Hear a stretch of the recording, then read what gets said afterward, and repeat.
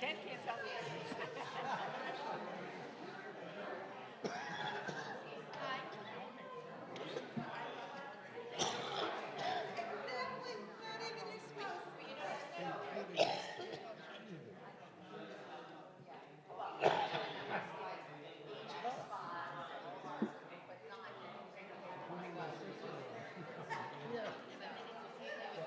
Her husband's with her?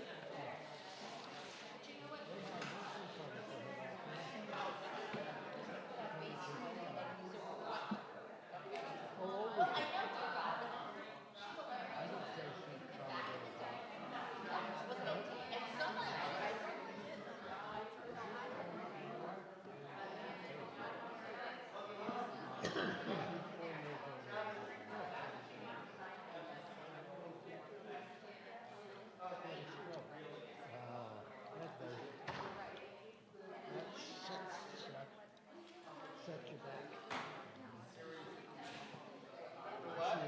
Sleep and everything. How's this stroke affecting you?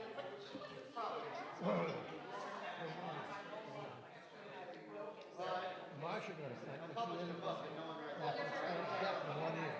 I mean, you but nobody has. Are you going to keep these to yourself? So, I haven't had the greatest success in publishing.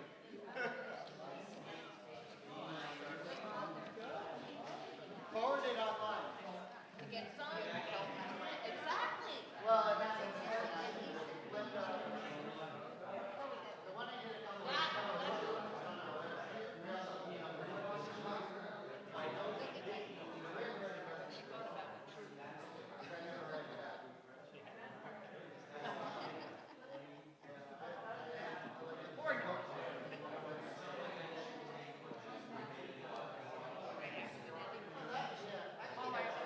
Unless I've had to, I haven't gone there in 30 years. 20 years.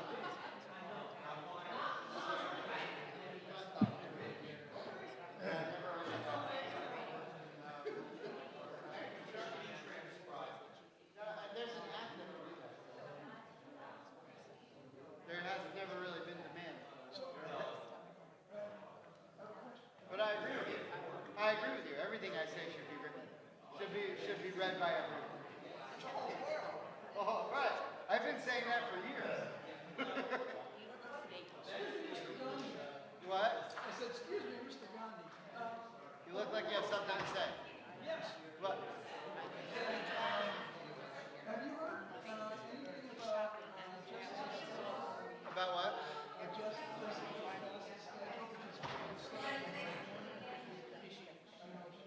Oh, I don't know. But You said you were oh, she can do it. I mean, yeah, it does. Good by me.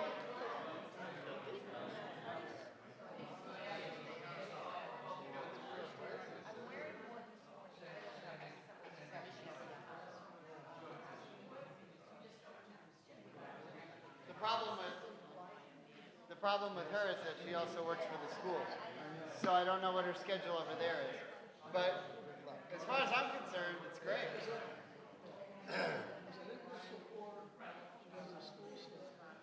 Yeah, fine by me. In fact, I think it's great. just has to keep building up her immunity. Yeah. Yeah, she's been sick.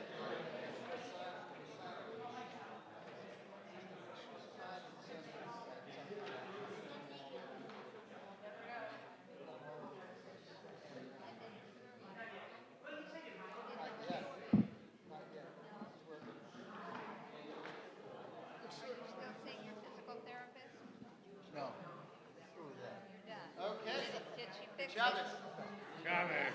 Shabbat shalom. Shabbat shalom. Here we go. 9:04. Good morning. Good Shabbos. All right. Let's get rolling. Shabbat shalom, everyone. Here we go. V'shamru v'nei Yisrael et ha-Shabbat la'asot et ha-Shabbat ledorotam beritol. V'shamru v'nei Yisrael et ha-Shabbat Lasod et ha-Shabbat ledorotam berit olam. B'nei uven v'nei Yisrael oti leolam oti leolam. V'shamru v'nei Yisrael et ha-Shabbat Lasod et ha-Shabbat ledorotam berit olam. Ki sheshet yamim asa Adonai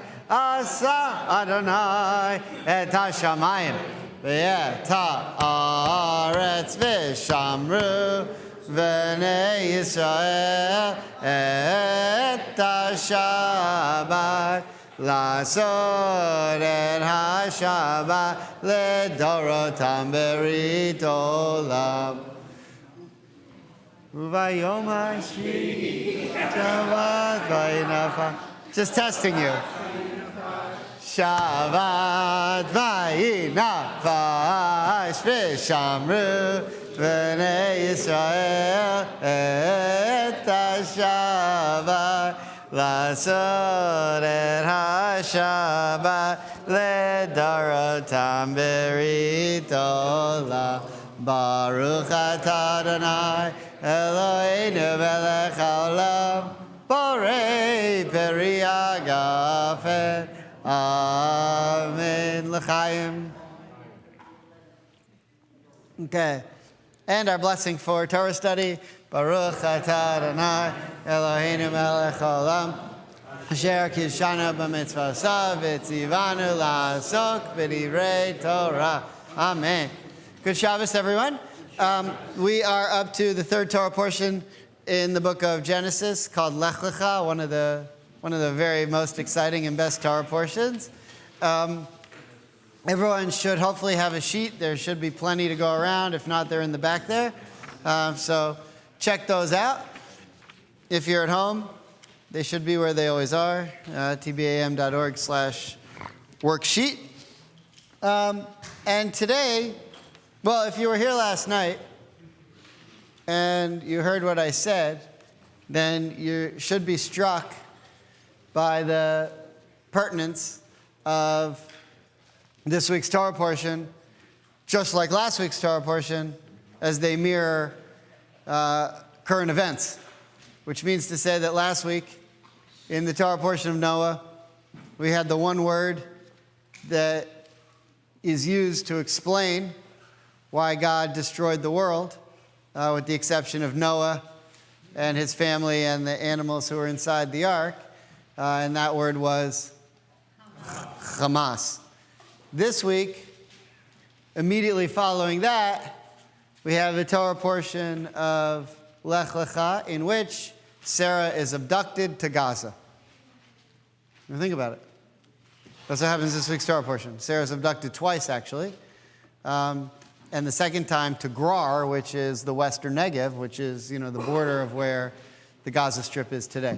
So, I was speaking with Gil Hoffman, who spoke here this past Wednesday from honestreporting.com.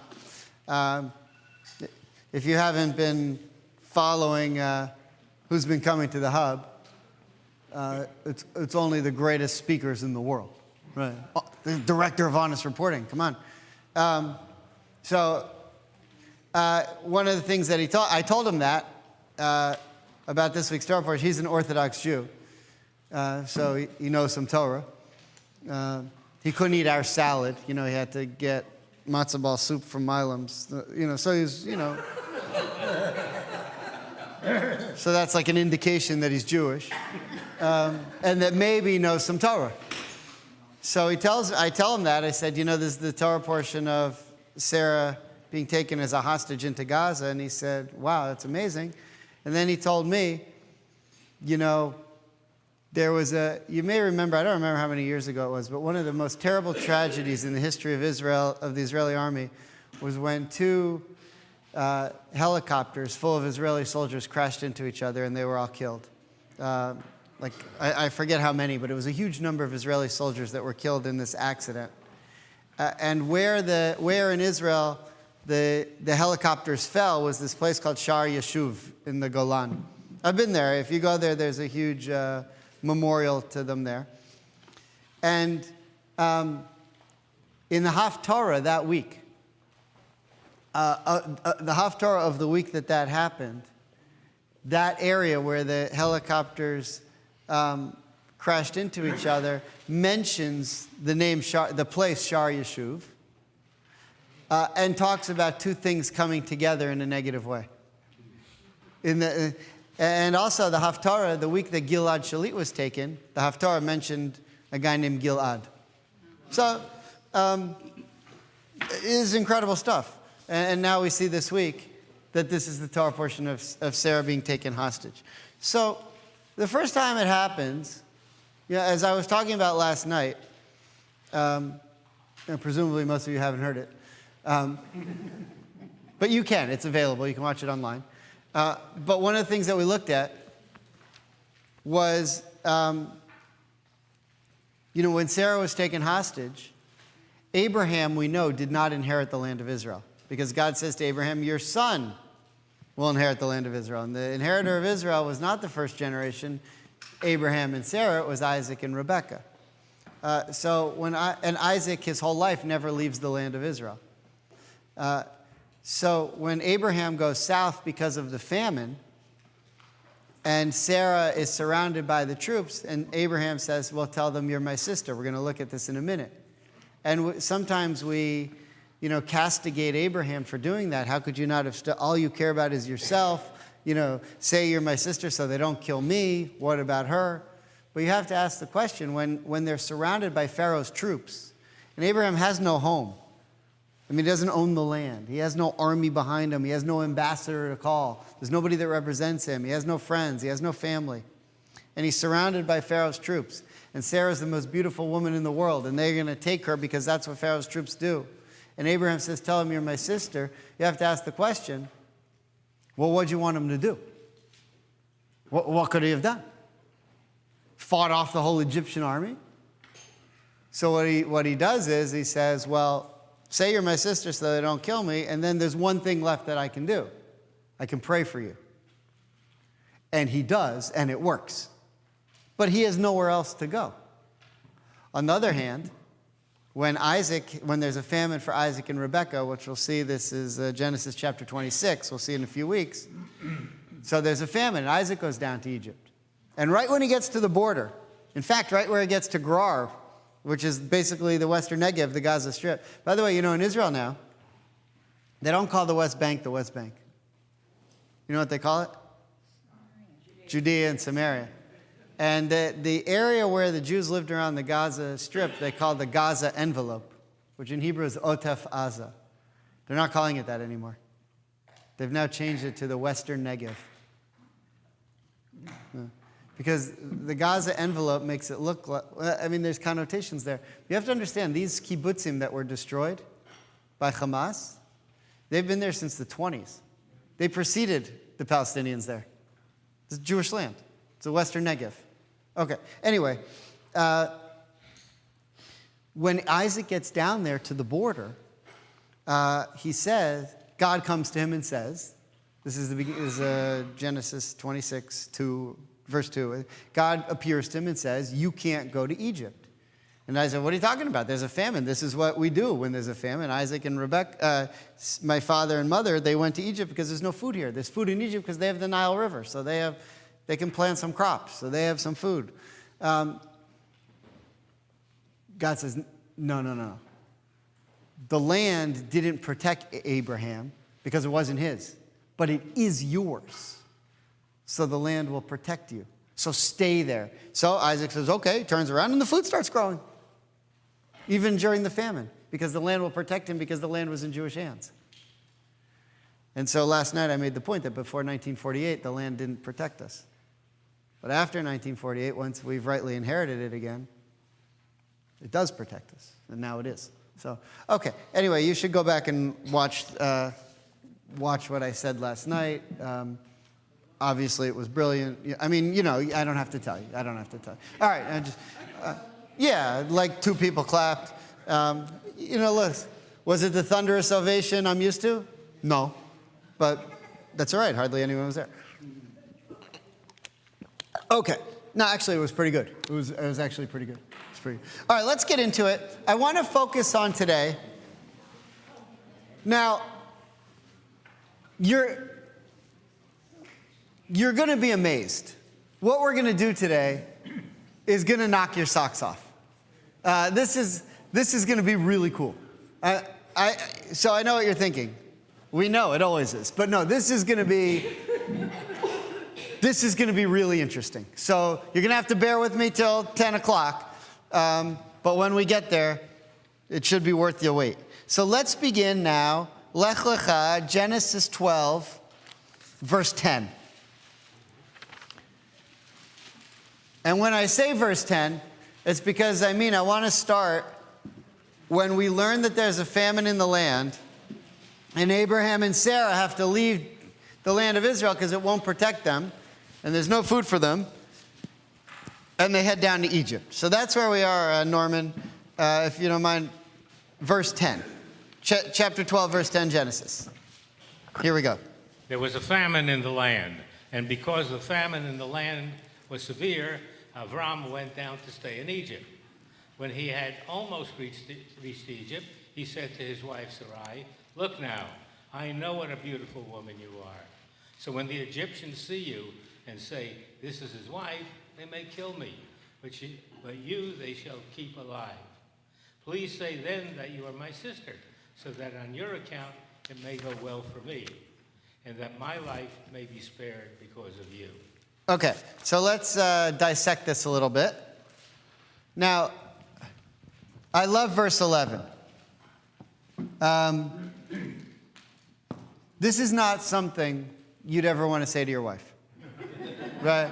Like, you've been married all this time, and then he looks at her and he says, I just noticed something. You're actually pretty good looking. That's what he said. So now this is meant to be a compliment to Abraham because it shows how modest he was. And the Midrash says that on the journey they went to bathe, and he saw a reflection of Sarah in the water. And he said, "Wow, look how beautiful she is." Or she went to wade in the water and she lifted up her skirt. And there are a few different Midrashim about how he noticed. But normally, Abraham only looked at Sarah for her personality. He was not interested in her figure or whatever. But now he just happened to notice because he said, on the off chance that the Egyptian men aren't as modest as I am, they may notice. And the tradition is, by the way, that the matriarchs and patriarchs were the best looking people that ever lived. And that Abraham and Sarah were both very, very attractive, as were the rest of the matriarchs and patriarchs.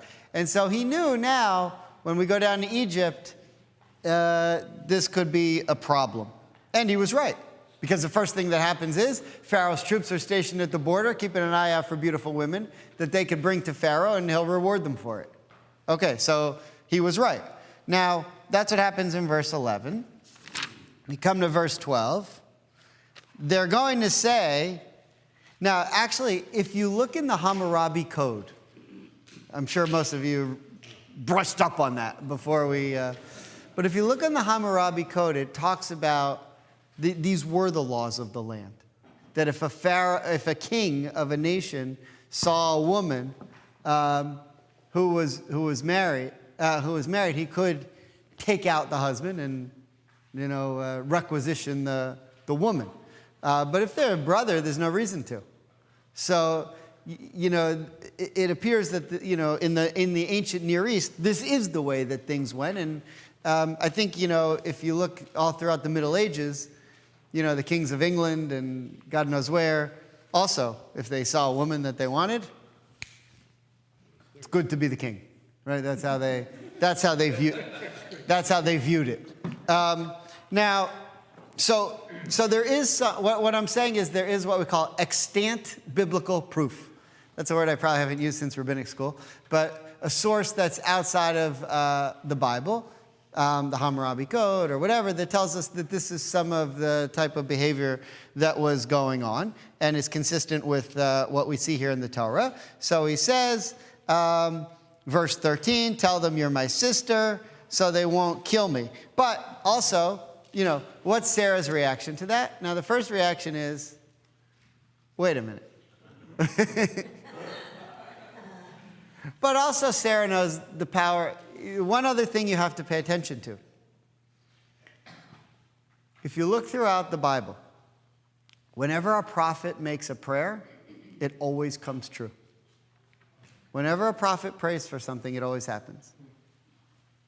So, if Abraham says, now Sarah knows that Abraham's a prophet. Abraham says, listen, you're going to go with them, tell them you're my sister, everything will be fine, but then I'm going to pray for you. So Sarah says, oh, okay. Now, did they have to go to their rabbi for counseling after this incident? Potentially. Maybe they went to Shem or Eber. And when they were not reviewing movies, they had time to say, listen, we can work this out. But the only bullet Abraham had left to fire here was prayer, because he couldn't take out Pharaoh's troops. Richard? So my version says, say that you're my sister, that it may go well with me because of you. Right. Mine says the same thing. So after listening to your sermon last night, and I went back to read this, I read that as a 42-year married man, and in truth, my life has gone well because of my relationship with my wife. So I read it through different eyes, and I think he was saying something very unique. Yeah. It wasn't just, help me out here. He was saying, thanks. Sure. There's an expression. I think it's like happy wife, something like that. Yeah. All right. I didn't make it up. I've just heard it. Okay. No, but it's true. They say, what's the best thing a father can do for his kids? Love their mother. Right. There's something to be said for that. Okay. Yeah, Hillary? Where does it say anything about prayer? I don't see it. It say, No, it's not there. It's not there. It's just I'm inferring that, it is true anywhere you look in the Bible that when a prophet utters a prayer, it happens. So Sarah, knowing that Abram at the time is a prophet, that's something he can do. But what he can't do is fight off Pharaoh's troops, because he'll get killed. Okay. Don't dismiss that Sarah also has faith. She has the faith as well, versus just. Correct. She has to have the faith as well, so she's important as well. Well, and I think, if you look closely, you ultimately say Sarah's the hero here, not Abraham. Right. 100%. Okay, so let's keep going. We're now up to verse 14. Verse 14. and indeed, when Abram arrived in Egypt, the Egyptians saw how exceptionally beautiful the woman was. When Pharaoh's ministers saw her, they lauded her to Pharaoh, and the woman was taken to Pharaoh's palace. Okay, we often gloss over this, but especially this week, what you see here is she was abducted, right? In verse 15, they just took her. You see that? Yeah. It's kind of weird that this week is the week that this is the Torah portion. They just took her. You think she wanted to go? By the way, where's she going? South through Gaza to Egypt. Right. Okay. Okay, so they took her. Verse 16. Let's keep going. Through her it did go well for Abram, as he acquired sheep, cattle, and asses, male and female slaves, she-asses and camels. Adonai then struck Pharaoh and his household with severe afflictions because of Sarai, Abram's wife. Pharaoh now summoned Abram and said, "What have you done to me? Why did you not tell me that she was your wife?" Okay, so let's see now what God does to Pharaoh. So if you look on the sheet, there are a couple of midrashim I want to take a look at. And if you look at the first three sources that I brought, you can see it's all the same source. It's just one after another. You have part one, oh, you see where the second one says part one? You know what that really is? Part two. But if you read my book, you'll know that typos should not be impediment to enjoying and learning. All right, don't worry. The second edition's coming out. I love when people, there are 9 words spelled wrong. Yeah, but there's 68,752 that are spelled right. So, okay. Yeah. Who's counting? Right, okay. All right, sorry, that is meant to be part 1, part 2, and part 3. But let's take a look at part 1. Judy, would you mind reading there? Reish Lakish into the mic? Thanks. Reish Lakish cited Bar Kapara. Pharaoh was struck with Ra'atan. Right, so it's some sort of disease that we're not aware of that is called Ra'atan. Okay. Rabban Shimon ben Gamliel said, "An elderly man who was struck with boils encountered me in Sippori. He told me that there are 24 types of boils, and none of them are as bad as conjugal relations, as bad for conjugal relations as Ra'atan." This is what Pharaoh had. Okay, so Pharaoh, the point of bringing Sarah to Pharaoh's bedchamber was for relations. So for that reason, God struck Pharaoh with the affliction that took away his romantic mood. Let's put it that way. And that was how God afflicted Pharaoh. Okay, according to the Midrash. Okay, a little more. Rabbi Acha said, "Even the beams of his house were struck with it, and everyone said it was because of the matter of Sarai, wife of Abram." Okay, so, by the way, this is something that you see throughout later on in the Torah when someone gets sara'at, which I don't know which I would translate as sara'at, but the skin affliction that you get for gossip, or, you could get it from some other sins as well. First, look at the difference. When in Leviticus, when it attacks you, at first it attacks your house. And then the priest comes and says, "Yeah, you got it." And then they tent your house. Right? South Florida. Right? And then it goes away, or it doesn't go away. And it wouldn't go away because you didn't repent. So then it attacks your clothes. And then the priest comes back, and if it's still there, if you repented, it goes away. And if you didn't repent, it doesn't go away. And then it attacks your body. But it gets closer and closer to you. With this one, God started with Pharaoh's body and then went out, as if to say, "I'm going to start with you and then spread it to the rest of your kingdom if you don't get going." When Pharaoh said, "Oh boy, they'll put up a lot with me, but if they can't have relations because of me, they might go looking for a new king." Right? Everyone draws the line at some point. Okay, so that's the first midrash. Let's go now there's 2 more. We'll take a look at all 3 midrashim. Ken, would you mind reading part 2, which says part 1? Rabbi Berachai said, "Pharaoh's officers went to remove the matron's shoe, and that entire night Sarah was stretched out on her face, saying, 'Master of the universe, Abraham left Babylon with a promise, while I left on faith. Abraham left outside the prison, and I am imprisoned.' God said to her, 'Everything I do is because of you,' and all will say, 'It is because of Sarai, the wife of Abram.'" Rabbi Levi said, "For that entire night an angel stood with a rod in hand. He said to her, 'If you say to strike, I will strike. If you say to let up, I will let up. Why do so much?' Because she said, 'I am a married woman,' and he did not stop." Right. Okay, now, this is something that was mentioned before. And this midrash points out that the hero of the story is Sarah, not Abraham. Two ways. What does Sarah say to God in her, prayer for? So Sarah says to Pharaoh, "I'm a married woman," and Pharaoh probably said, "Wait a minute, I thought that guy was your brother. What do you mean you're married?"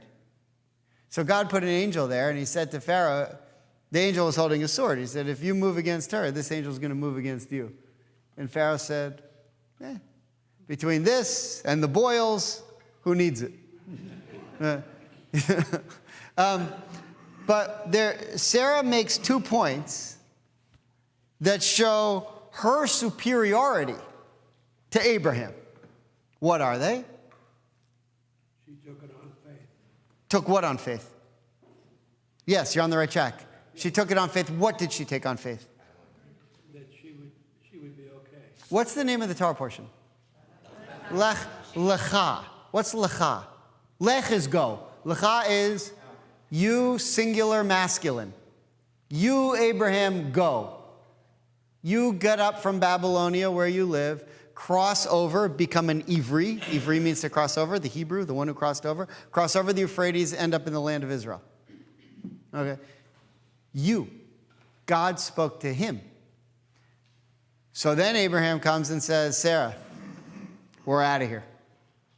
Where? I don't know. That way. God never told her they were going. God only told him they were going.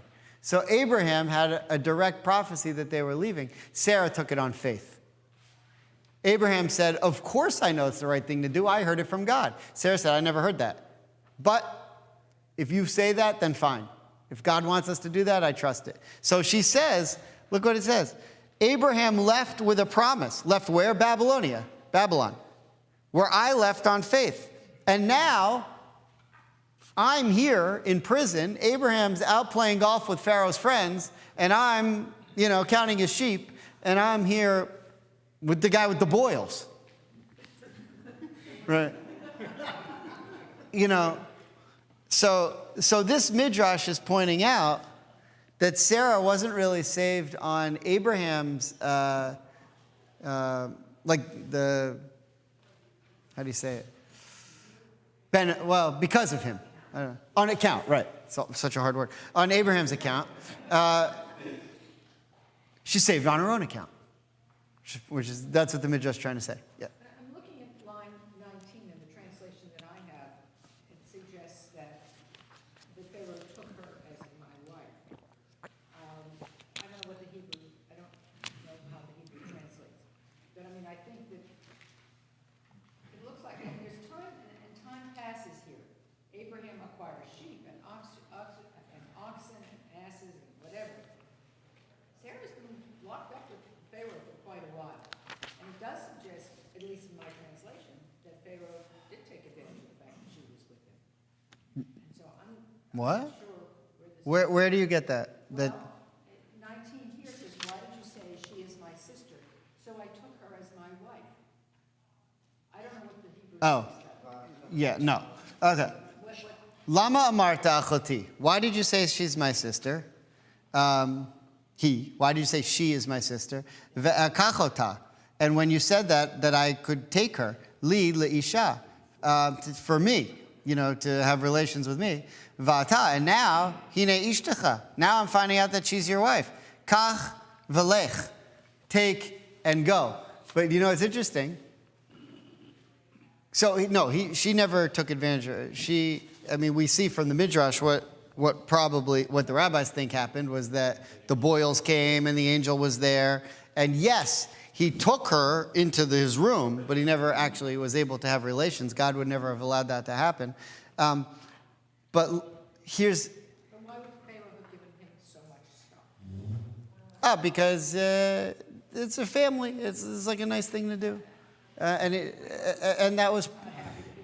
No, but if you look in the Hammurabi Code, you see that that's how they used to do things.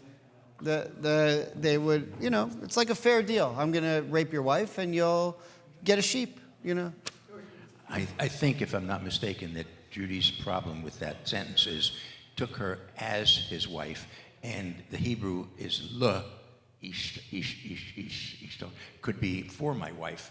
That's what It doesn't mean that he consummated the relationship. If he took her for his wife, as opposed to as his wife, Correct. it not necessarily consummated. Correct. Le can mean 2 or 4, and here it means 4. But yeah, so here's what's really interesting. So the Torah portion starts out with the word lech. This is very interesting in today's world. So the Torah portion starts out with lech, lecha, which means God is saying to Abraham, go to the land of Israel. That's where the Jews should be. Here, Pharaoh uses the same word, lech. Go to the land of Israel, go back to the land of Israel, which Pharaoh is the dominant power in the world at the time.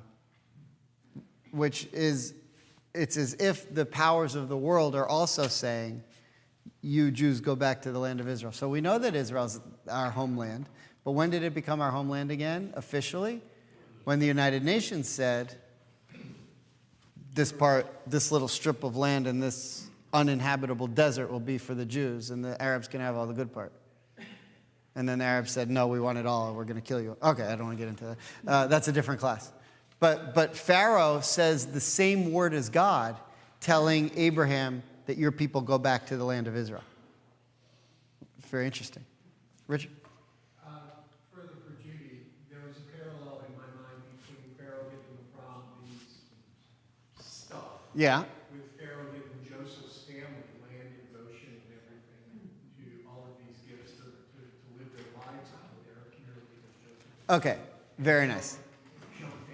So you could teach a whole class, if you wanted to, which I chose not to, but you could teach a whole class on why this story needs to happen. And what is the point of this story? So you have a prophet, or 2 prophets in this case, Abraham and Sarah, come from Israel to Egypt, and Abraham is coming, and they're sending a message. Who are they sending a message to? Pharaoh. How do they do it? Through a plague. What's the purpose of that plague? To release the Jews to go back to Israel. Sound familiar?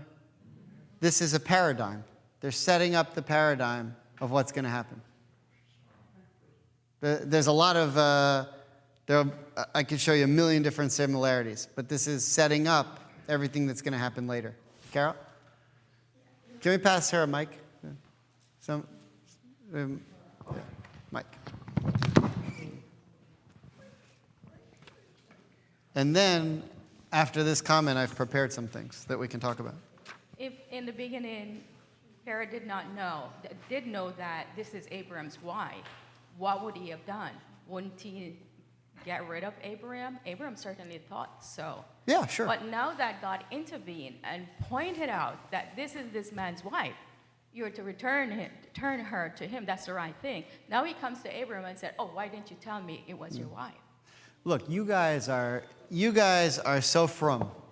That you take the Bible, you're so certain that it's directly from God, that this is how it's supposed.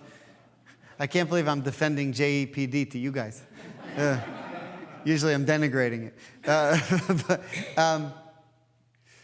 But what I'm trying to say is that if you were sitting in Bible 401 at HUC or JTS, they would be showing you how everything that happens here with a king taking a woman, and if she's married, they kill the husband, and if she's not married, they give gifts to the family. This is how it was done in the ancient Near East. And if you look at the other law codes of the time, this is how things were done.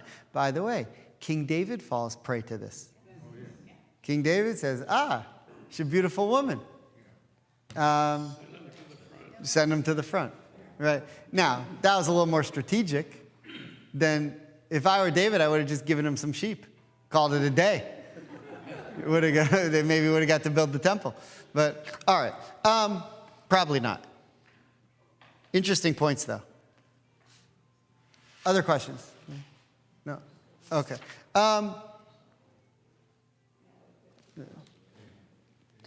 Okay, so let's keep going. Well, actually, we're kind of done there. Okay, so now there's another story. I want to skip the part about Lot because I just want to focus on Sarah. Hang on, bear with me one second. Where's the other story? King of Sodom.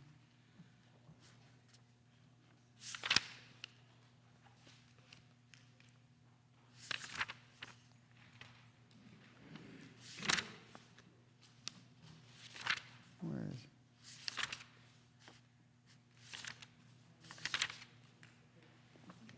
Wait.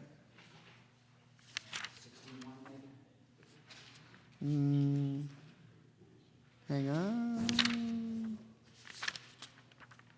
I don't know why I can't find it.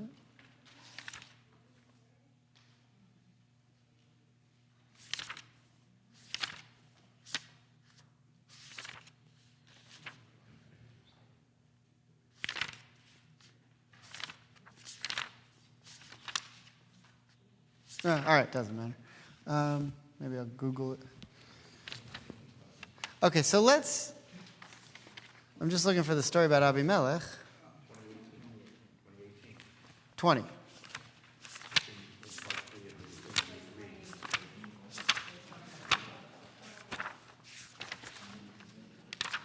Okay, yeah, sorry. If I were evangelical, I would know the Torah by heart, but I don't. Those guys are amazing. Okay, if you would just skip with me to chapter 20. Next week's Torah portion, Vayera. Verse 8.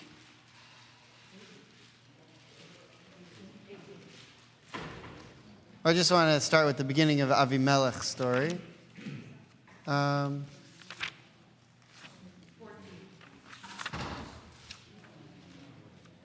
Okay, Ed, would you mind reading, beginning with chapter 20, verse 8, just so we can get the whole context. Chapter 20, Genesis, verse 8. Early next morning, Abimelech called all his servants and told them all that had happened, and the men were greatly frightened. Then Abimelech summoned Abraham and said to him, "What have you done to us? What wrong have I done you that you should bring so great a guilt upon me and my kingdom? You have done to me things that ought not to be done." "What then," Abimelech demanded of Abraham, "was your purpose in doing this thing?" "I thought," said Abraham, "surely there is no fear of God in this place, and they will kill me because of my wife. And besides, she is in truth my sister, my father's daughter, though not my mother's, and she became my wife. So when God made me wander from my father's house, I said to her, 'Let this be the kindness that you shall do me. Whatever place we come to, say there of me, he is my brother.'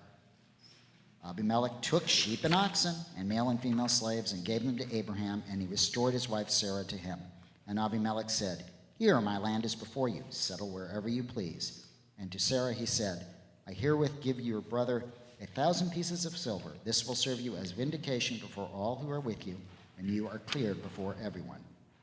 Abraham then prayed to God, and God healed Abimelech and his wife and his slave girls so that they bore children. For the Lord had closed fast every womb of the household of Abimelech because of Sarah, the wife of Abraham." Okay, now, there's a message here that's really interesting. And it's going to play out now, because what I'm going to tell you is, what I'm going to explain, I think is really fun. So, what happens, we see to Pharaoh, is that he gets this ra'atan, and he can't have relations. Then they're on their way back. This is now on the border of Gaza, Gerar. And maybe a little bit west of there, but a little bit east of there, but that's where it is. We're in the western Negev. And Avimelech said, "You can settle wherever you want." So that's the inheritance of the Jewish people getting the Gaza Strip. So if you need that, if you're at an event tonight or something, and you need that in your back pocket, go to this story. And after Sarah's abducted by Avimelech and Avimelech restores her, Abraham then prays for him. which is, you might say, I'm not in the mood to pray for this guy. He just abducted my wife. But what is it? What's the problem? Their wombs are closed and none of them can have kids. So Abraham prays for them that they should have kids, and they have kids, and okay, everything's fine. But what's the problem with that? Who else can't have kids? Sarah! Why didn't he pray for her to have kids? He prayed for them to have kids, and they have kids. He prays for her, nothing happens. Well, what's now about to happen? She's about to get pregnant. And this is the birth of the Jewish people. And the birth of the Jewish people came by even being kind to our enemies. That's the difference between Jews and other people. How many other nations can say that? It's pretty incredible. Okay, there's more to it. I just want to focus now in the last 15 minutes or so on Pharaoh. Because Pharaoh becomes a fascinating character. And there's more to the story of this Pharaoh, according to the Midrash, that's really, really interesting. So, after Pharaoh, Pharaoh basically takes Sarah, and then Pharaoh is stricken by God. And this Pharaoh, remember, Egypt is the den of idolatry. They have more idolatry in Egypt than everywhere else in the world combined. They're really into idolatry. And now what happens is Pharaoh is scared of Abraham's God. He doesn't think that it's the only God. I got my gods and you have your God, but your God is annoying to me and I would rather get rid of your God. But Pharaoh's interested in that God and sees that there's a problem there. Okay? And so he's so interested that one of the gifts that Pharaoh gives to Abraham is a maidservant. Okay, a maidservant. Now, if you look at Genesis, Rabbah, the last source on the first side, look what it says here. Rabbi Shimon Bar Yochai said, Hagar, remember Hagar? We're going to meet her later. Abraham's going to marry her. Who is she? Hagar, as Rashi will tell you, was Bat Paro, the daughter of Pharaoh. When did Hagar become part of Abraham's entourage? Here. She was one. Pharaoh said to Sarah and Abraham, here, take my daughter. I'm so impressed with your God. Take my daughter. Why? When Pharaoh saw what was done for Sarah in his house, he took his daughter and gave her over.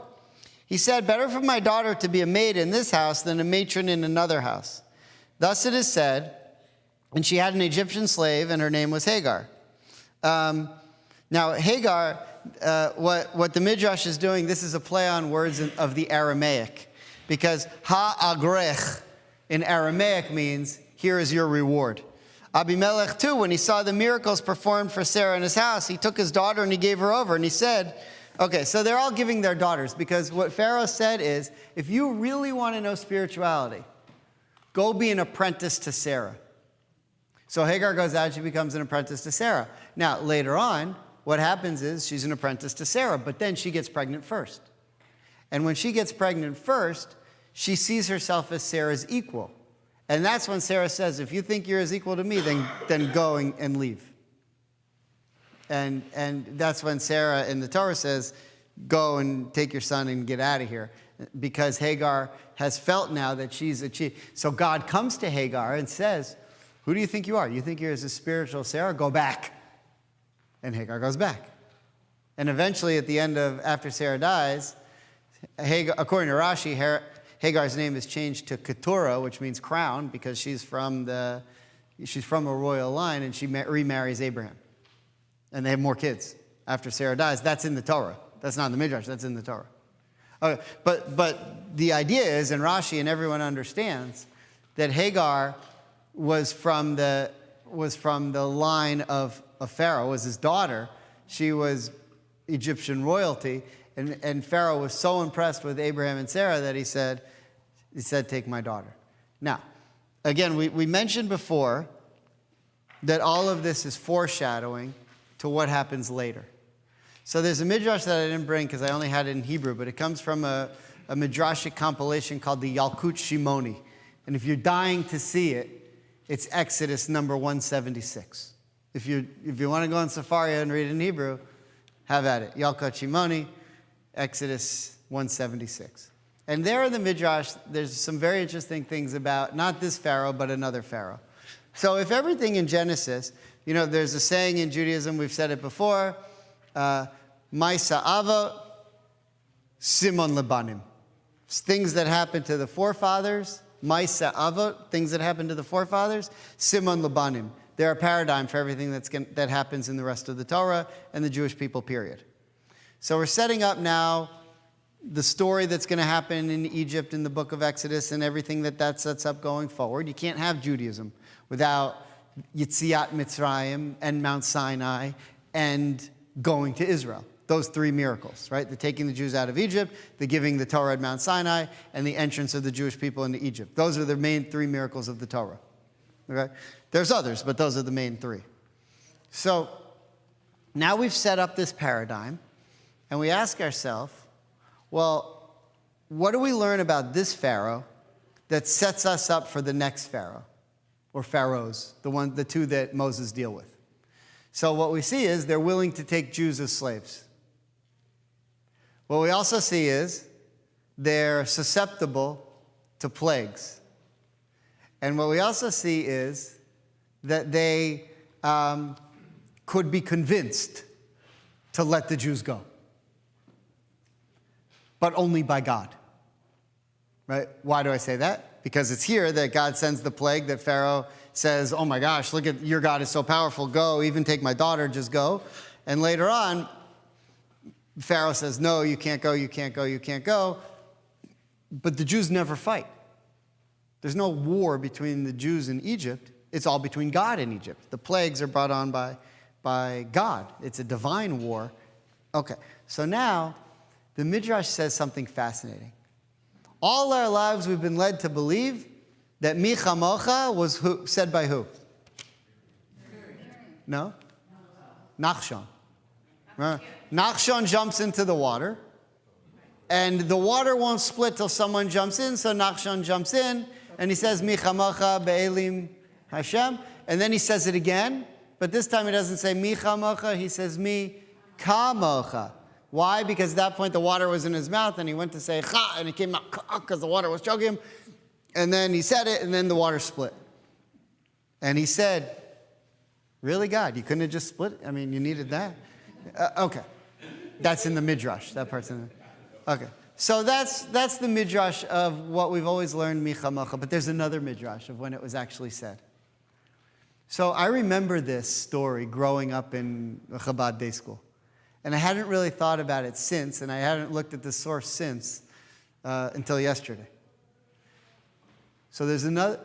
Does anyone know when the Egyptians follow, in Exodus, when the Egyptian army follows the Jews into the sea, and then the sea collapses on the Egyptians once the Jews get to the other side, then Miriam starts singing and dancing. What happens to Pharaoh? What happens to him? Where does he go? Is he part of the army? What happens to him? Anybody ever heard this story? Counseling? So there are a few different rabbinic ideas. One is that he drowns along with the rest of them, that he led the charge, he wanted to kill the Jews as much as anybody, and he drowns. I remember learning, I don't know if it was Rabbi Perlman or Rabbi Pernikoff or Rabbi Miller, but one of the Chabad rabbis who used to chase us with hangers. Oh, man. Not that we didn't deserve it.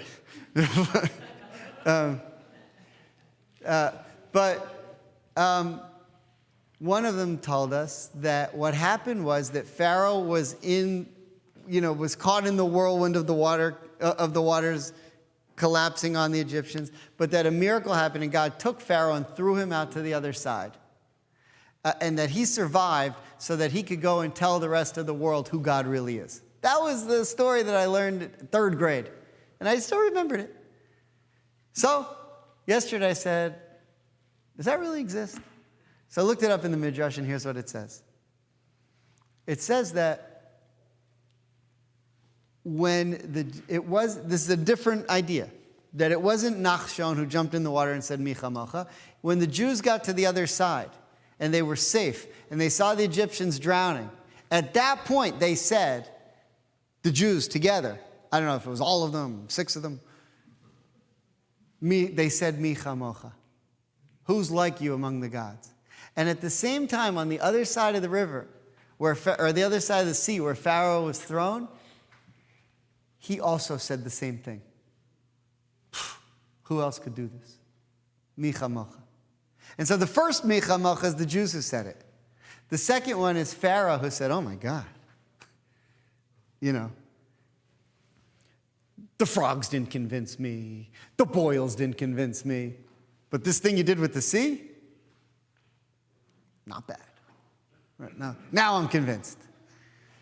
So then you ask the question, what happened?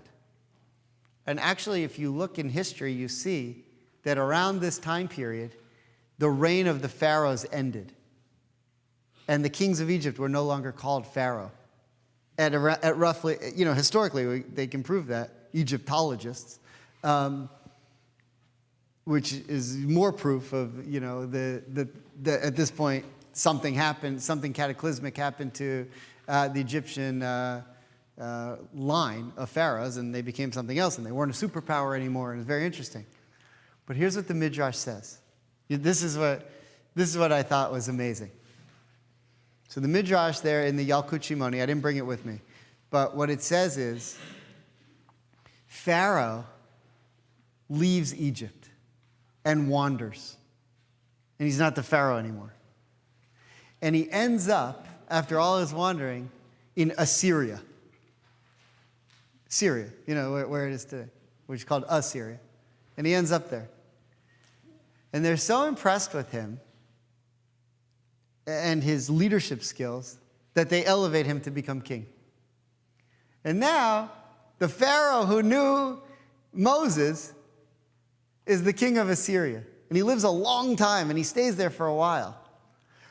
But he's an evil guy. And the people sin, and he's completely immoral.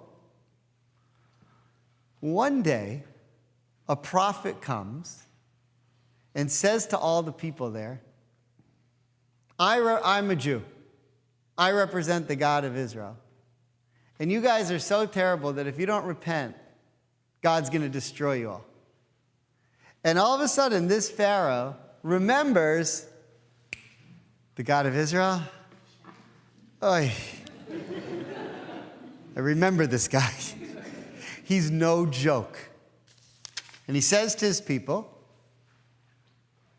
in the Bible, it's in the Bible, it's recorded. He says to his people, I think we better repent.